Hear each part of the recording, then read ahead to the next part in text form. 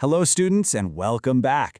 This is it, the final part of our deep dive into On the Face of It. And we're not just wrapping up a story here. We're really getting into the big stuff, the life-altering lessons about how our mindset, our choices, and ultimately our actions are what shape our entire lives. Okay, but before we jump in, just a quick thing. If you're getting something out of these explainers, hitting that like and subscribe button for the ACE Archive really helps us out. It lets us make more of this stuff for you. All right, let's get back to it. So what's on the agenda for today? We're going to break down this incredible conclusion by looking at a few key ideas. We'll start with how society separates us, then touch on true potential, the power of perspective, the difference between wanting and wishing, why old habits are so tough to break, and finally, we'll land on the big one, the final choice. Okay, so the conversation kicks off with a really big, kind of tricky idea that Derry's been wrestling with. And that's this whole concept of segregation. How society separates people, and, is that always a bad thing? And what's so brilliant here is the distinction Mr. Lamb makes. He shows Derry that, hey, not all separation is the same. I mean, think about it.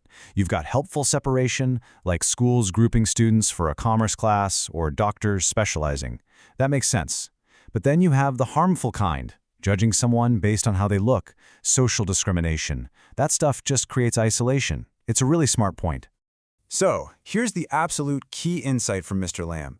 It's not the separation that defines you. It's how you respond to it.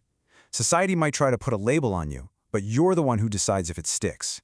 And that idea of how you respond, it perfectly sets up what might just be the most powerful message in the entire play. Mr. Lamb drops this incredible piece of wisdom. He says, it is not what you have, but what you do with what you have. Wow, just think about that for a second. He's completely shifting the focus away from Derry's burnt face. That's just what he has. He's saying that's nothing compared to what he can do. It's a total game changer. And this really drives the point home, doesn't it? A burnt face doesn't stop you from being a scientist or an engineer, a musician, anything.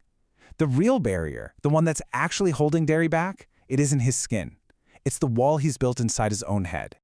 So at this point, you're probably thinking the same thing as Derry, right? Like, how does Mr. Lamb know all this stuff? How did he get so wise? Derry just comes right out and asks him, how do you understand all this? And Mr. Lamb's answer is just so simple and so perfect. He says he does it by watching, listening, and thinking. And that's the thing, we all do that. We all have these tools. But he's suggesting that most of us, especially Derry, are pointing them at the wrong things, at all the negative stuff. If you get the right input, you'll get the right thinking, and that leads to the right actions. It's a chain reaction.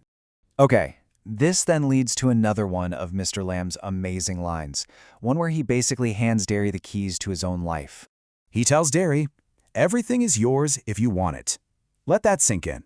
The world is yours if you want it. But then he makes a really important point.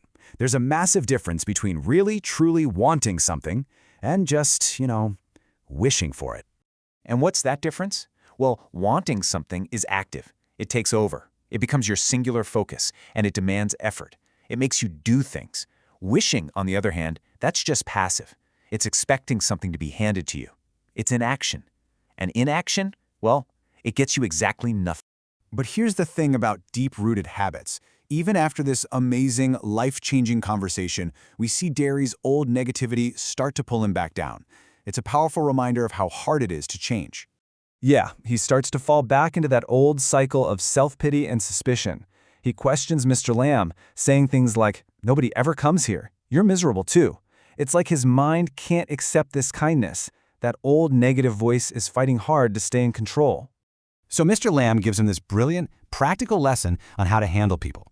He says kids tease him, they call him Lamey Lamb, but does he get mad? Nope.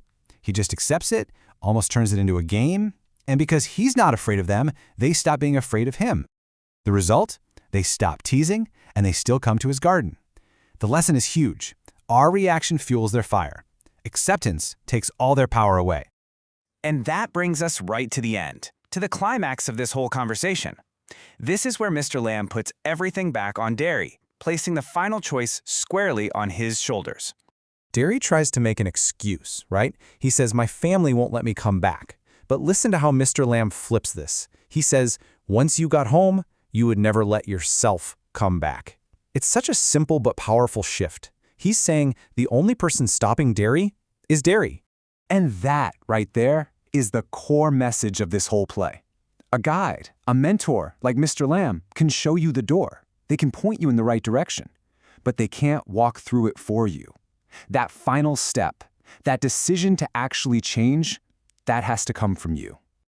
So in the end, Mr. Lamb doesn't give Derry an answer. He gives him a choice, and the play leaves us with that exact same choice. The advice has been given, the path is there. The only question left is, what kind of life will you choose to live? Because that choice is everything. It's whether real transformation begins or where it stops.